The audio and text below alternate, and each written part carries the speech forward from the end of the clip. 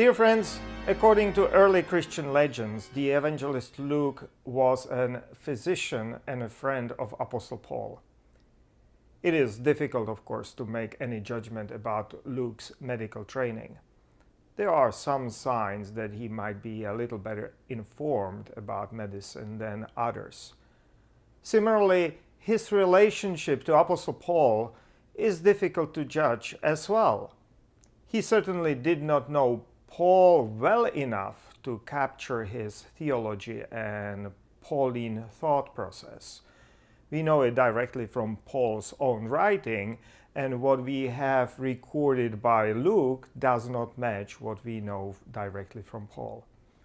But judging from Luke's own writing, we know that he was a well-educated Hellenistic intellectual. Gospel of Luke is edited from earlier sources in a pleasant language, most sophisticated of all the other Gospels, and one of the best styles of the New Testament. And then Luke's second volume, the Acts of Apostles, it is a real Hellenistic masterpiece.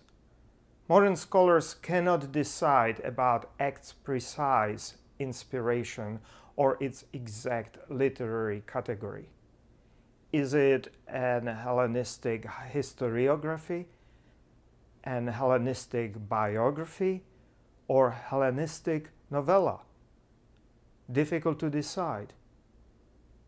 But these are some of the characteristic features of these styles.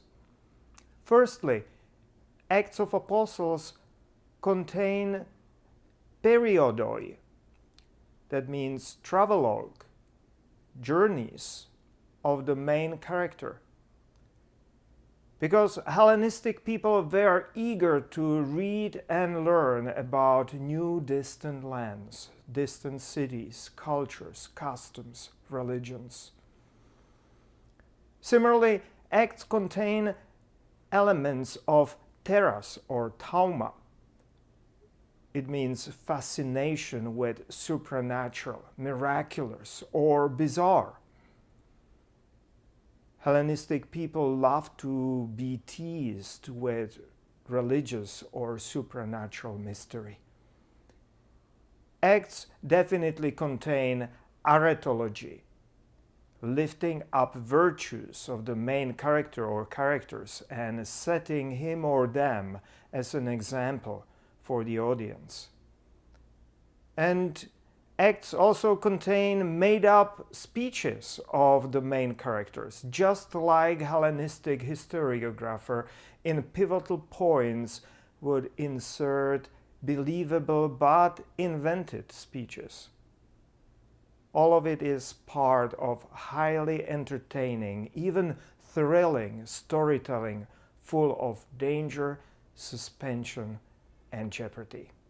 And so it is really difficult to say what was the main source of inspiration. Was it Hellenistic historiography, biography, or Hellenistic novella? We don't know. I would say that Luke, like a proper creative intellectual, was familiar and inspired by all the current styles, and he created his own and new one, the Acts. And that is exactly what happened. After Luke and the Acts of Apostles, the early Christian literature from the mid-2nd century onward is aflush with different Acts of Apostles. So we know about Acts of Andrew and Acts of Andrew and Matthias, Acts of John, Acts of Paul, Acts of Peter and Paul, Acts of Peter and the 12, Acts of Philip, Acts of Pilate, based upon those later fabrications, thinking that Pilate was actually an hidden Christian, exonerating Pilate. Acts of Thecla, trying to lift up women within the early church or protect them, which was unfortunately without success.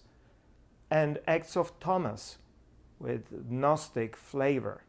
And those are just those acts which we know about and which survived until now.